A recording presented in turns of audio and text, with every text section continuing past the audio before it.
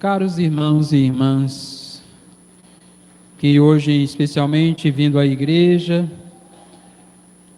formando essa comunidade motivada por muitas intenções, que o Senhor, no conjunto delas, sabe distinguir e discernir pessoalmente cada uma das razões pela qual estamos aqui, porque é um Deus que não só nos motivou para estarmos aqui, como também Ele um pouco a esperança e o motivador para virmos à igreja.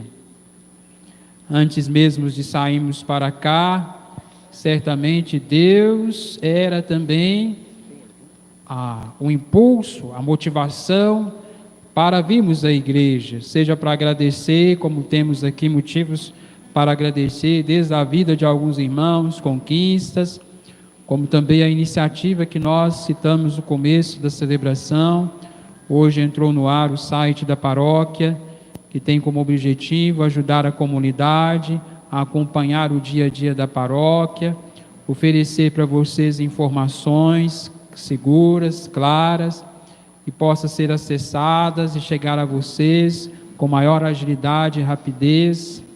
É um espaço também privilegiado para podermos compartilhar o muito do que temos feito aqui nessa comunidade, os seus mais de 20 anos de criação de paróquia.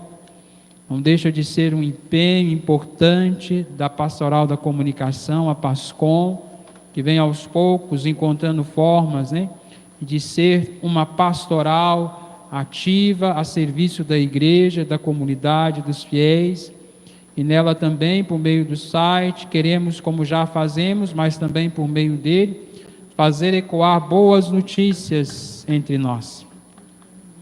Num ambiente tão carregado de notícias ruins, de notícias negativas, de notícias que muitas vezes pouco ou nada acrescentam à nossa vida cristã, nós entramos para talvez ali também dar testemunho e evangelizar nesses espaços que precisam ecoar também boas notícias, boas informações, informações seguras e verdadeiras, e que possam ajudar a comunidade na sua dinâmica de dar experiência da tua fé também nesses tempos que vivemos. Há também razões que Deus conhece, dolorosas como as dos irmãos que celebram certamente a dor da separação, 7º dia, mas também há outras que o Senhor compreende, porque está aqui. E Ele, na sua bondade, toca o coração, a vida, a realidade, cada um, com generosidade de um Deus que é Pai. Esse mesmo Deus, Pai de todos nós, que também hoje antecipa para nós um pouco a realidade que está reservada para nós ao final. Estamos nós, motivados por essa esperança também do tempo quaresmal, motivados para alcançar a Páscoa, ou a ressurreição, o dia da ressurreição do Senhor e da comunidade da igreja que ressuscita com Ele. Porque aqueles que arriscam seguir os passos de Jesus, certamente haverão de vê-lo ressuscitado. E essa é um pouco o quadro que está colocado a partir do Evangelho de hoje, que traz a transfiguração de Jesus, que é aquele momento em que Jesus sobe ao monte na companhia de alguns discípulos seus e, como vimos, se transfigurou diante deles. Suas roupas ficaram brilhantes e tão brancas que nenhuma lavadeira poderia alvejar. No contexto dessa transfiguração, o Senhor vai antecipar para os seus discípulos, aos quais Ele está incentivando, insistindo com eles em seguir os seus passos, acompanhá-lo e confiar nele. O Senhor manifesta a sua glória para que aquele cuja glória foi vista possa ser também um impulsionador dos passos daqueles que têm agora o compromisso de seguir. Em vista do que o Senhor transfigura-se? Em vista do tremor ou do temor que os discípulos estão passando. No contexto do Evangelho hoje, já no capítulo 9 do evangelista Marcos, antecipando um pouco a sequência das leituras que viríamos no tempo comum, interrompido agora pelo tempo da Quaresma, Mas esse texto do capítulo 9 vai lembrar-nos que o que está um pouquinho antes é um temor dos discípulos, porque o Senhor fala para eles a respeito da paixão. O Senhor diz que o Filho do Homem morrerá, será entregue nas mãos de seus torturadores, ressuscitará ao terceiro dia. No entanto, os discípulos temem essa realidade, porque eles estão a se perguntar: como de fato podemos acompanhá-lo? Estamos acompanhando para onde e para quê? Imaginávamos a vitória, a realização do reino de Deus, mas de repente tudo nos parece um grande e imenso risco de fracasso. E Jesus então vai realizar a transfiguração para revelar que aquilo que ele está afirmando, para além da paixão, também a ressurreição é uma realidade, que os discípulos para verem-na, os discípulos para contemplarem a realidade da ressurreição do Senhor, terão que continuar com ele, terão que persistir no caminho com ele, mesmo que esse caminho seja um caminho de cruz, um caminho de sofrimento, um caminho, como o Senhor coloca, de sacrifício como o seu. E o Senhor então vai de alguma forma sinalizar para os discípulos a necessidade deles crerem e confiarem na sua palavra. Que no contexto em que nós estamos a viver da quaresma também, nós, como Jesus e os discípulos dele, também queremos celebrar a Páscoa, a ressurreição plena, mas não tem como viver a Páscoa sem viver a quaresma. E nós, às vezes, também, como os discípulos, podemos sim ficarmos nos perguntando se de fato vamos alcançar essa realidade e qual é o sentido dela. Se durante a quaresma insistimos talvez em alguns temas, como por exemplo, a penitência, a conversão, o sacrifício, a oração e também a confissão, o reconhecimento de nossos pecados. Essas realidades são realidades nada agradáveis. Quem disse que fazer penitência é uma realidade simplesmente que agrada a todos? Sacrifícios, orações, como nós de fato somos chamados a fazer nesse tempo quaresmal, parar, rezar. Quem disse que deparar nesse tempo, não uma vez, às vezes várias vezes, com as limitações, com os nossos pecados, quem disse que essas realidades são agradáveis? Em nada elas são agradáveis.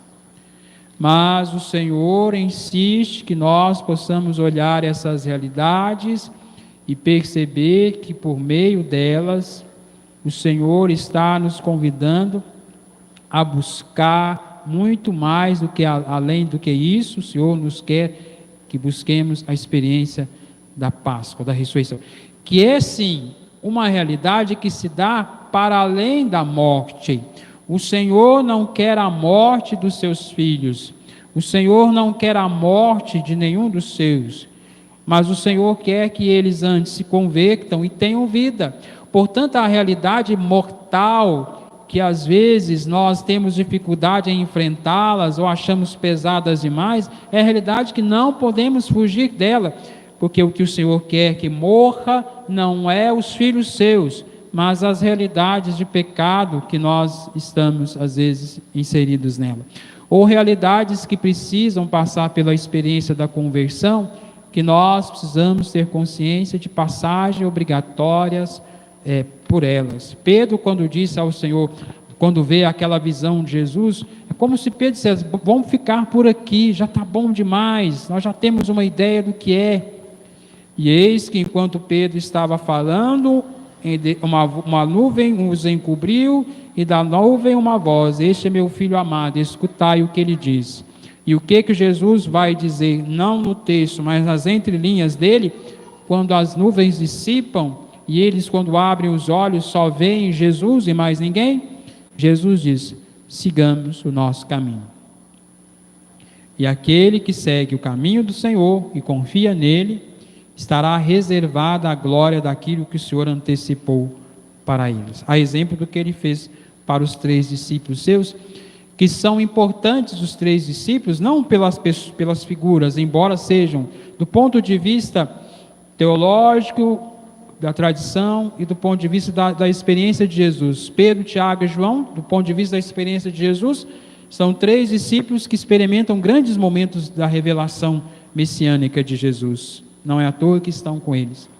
Mas também não necessariamente, do ponto de vista teológico ou da tradição cristã, o fato de estarem os 3 ali é porque os 3 dão testemunho. Uma pessoa que afirma um fato pode ser levado em consideração. Uma segunda pessoa talvez ganhe algum crédito. 3 pessoas, 3 testemunhas, diz que aquele fato é fidedigno, dele não se pode questionar. É um aspecto que confirma a realização que os discípulos depois vão transmitir aos outros e de alguma forma vão impulsioná-los, como eles, a permanecer no seguimento de Jesus, no caminho com Ele e seguindo seus passos, sem ter medo das dificuldades, dos sofrimentos, porque muitas vezes essas realidades que os discípulos enfrentam, confiando no Senhor, dão razões à sua fé e à sua confiança naquele em quem depositaram sua esperança. Por isso que lembramos a figura de Abraão, que é o nosso pai na fé e que aparece logo na primeira leitura. Abraão é nosso pai na fé. Abraão, que é esse homem que vimos ao final na primeira leitura, depois que Deus disse a ele: Abraão, toma teu filho Isaque, leva ao monte que eu te indicar, e lá deverá oferecer esse menino como sacrifício. E Abraão tomou o menino, levou consigo, montou o altar, colocou o menino sobre o altar amarrado com a lenha, empunhou sobre ele a faca para sacrificar o menino. Abraão é nosso pai na fé, e a gente pode até se perguntar: por que Abraão é nosso pai na fé? Por acaso a nossa fé é uma fé, de certa forma, cega, uma fé sem nenhuma noção da realidade? É uma fé extremamente incompreensível? Só porque Abraão ouviu a voz de Deus, então ele vai lá e faz? Ele pode se dar no direito de ser tão radical na fé? É esse o modelo de fé que nós temos? Não. O modelo que temos a partir de Abraão é outro. Abraão é aquele que Deus chamou um dia e disse: sai de sua terra, abandona o seu lugar e vai para onde eu te mandar ir. Abraão escutou a voz de Deus e confiou nela. Colocou sua família e seus servos nesse mesmo caminho. Abraão é aquele a quem Deus havia dito: vou te dar um filho, mesmo sabendo de sua velhice e de sua condição estéril, e da sua descendência farei uma descendência gigantesca, enorme. Mas eis que no meio do caminho, o que Deus havia feito de promessa, parece que Deus voltou atrás, mudou de ideia, cancelou o projeto, e de repente pede a vida do filho seu. E Abraão faz tudo o que Deus pediu. E veja, não é porque ele é um homem cego, um homem que não compreende, um homem tocado por uma fé absurda, sem compreensão da realidade nenhuma. Esse texto que nós narramos para vocês, por mais sereno que ele pareça ser, está envolvido de uma dramaticidade gigantesca. Um homem que abandonou tudo, um homem que colocou sua vida e sua família naquele projeto, um homem que recebeu a graça de um filho e agora sacrificá-lo. Abraão vive um drama, uma tensão gigantesca, mas o porquê ele mesmo assim faz o que Deus pediu? É aí que Abraão é nosso pai na fé, porque Abraão continua crendo em Deus, mesmo no meio de suas dificuldades. Por isso que ele é o nosso pai na fé. Crê na palavra do Senhor em meio às dificuldades, assim como os discípulos de Jesus são chamados a confiar na palavra dele quando ele fala de dificuldades. Abraão é nosso pai na fé porque ele nos ensina a crer e continuar crendo no meio do sofrimento e das dificuldades. E por que esse exemplo de fé nos é dado? Porque quando Deus interrompe o sacrifício do menino, veja, antes que o pai sacrificasse o filho, os anjos de Deus dizem: não toqueis no menino, agora sei que temes a Deus. E logo em seguida oferece um carneiro que é sacrificado no lugar do menino. Porque Deus quis dizer a Abraão: Abraão, eu sou o Deus que você colocou a sua confiança. de promessa, de terra, de herança, de um filho, de uma longa geração. Eu sou esse Deus no qual colocou sua confiança. Por isso que Deus interrompe o sacrifício do menino. Não agrada a Deus o sangue de Isaque, não agrada a Deus o sangue de nenhum filho seu, mas ele conduz Abraão nesse caminho exatamente para que ele tenha condições de dar sinal de sua fé, e Deus interrompe o sacrifício porque diz: eu sou este Deus que você acreditou a ponto de até oferecer o filho teu. E é esse Deus que estamos diante dele também. Esse Deus que vimos no final da primeira leitura, reafirmar a promessa que havia feito. Juro, agistes assim, portanto, tornarei descendência numerosa, te darei terra, conquistará a cidade de teus inimigos, e ainda por meio de tua descendência abençoarei todas as gerações. Ou seja, Abraão é o nosso pai na fé, porque nos ensina a crer e acreditar na palavra desse Deus que não quer a morte dos seus filhos, mas quer antes que eles sejam todos salvos por ele, pela obediência, pela confiança, pelo amor que depositamos em Deus. Por isso que sacrifícios como os que nós fazemos na Quaresma, a exemplo do sacrifício de Abraão, não tem como negá-los e não oferecê-los a Deus, porque o que agrada a Deus não é ver você horas de jejum, o que agrada a Deus não é simplesmente ver horas você na oração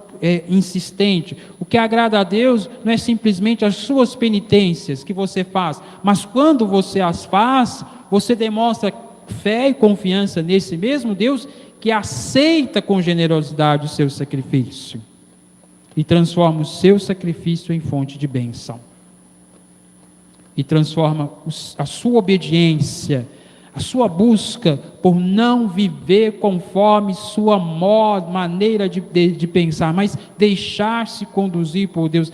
Ele recompensa o teu sacrifício, tua obediência, tua escuta, tua fidelidade a Deus, que não trocas por nada, nem por ninguém, nem por nenhuma outra realidade. Ele aceita esse teu sacrifício e o transforma em fonte de bênção. Se Deus é por nós, quem será contra nós? Disse Paulo na segunda leitura. Portanto, irmãos, impulsionados por essa dinâmica da fé, estejamos nós também dispostos a viver da fé como Abraão, a seguir os passos de Jesus como os discípulos seus, e esperar aquilo que estará reservado para aqueles que nele confiaram. A graça da luz, da ressurreição, da vitória, da presença luminosa de Deus na vida dos seus e na vida do povo.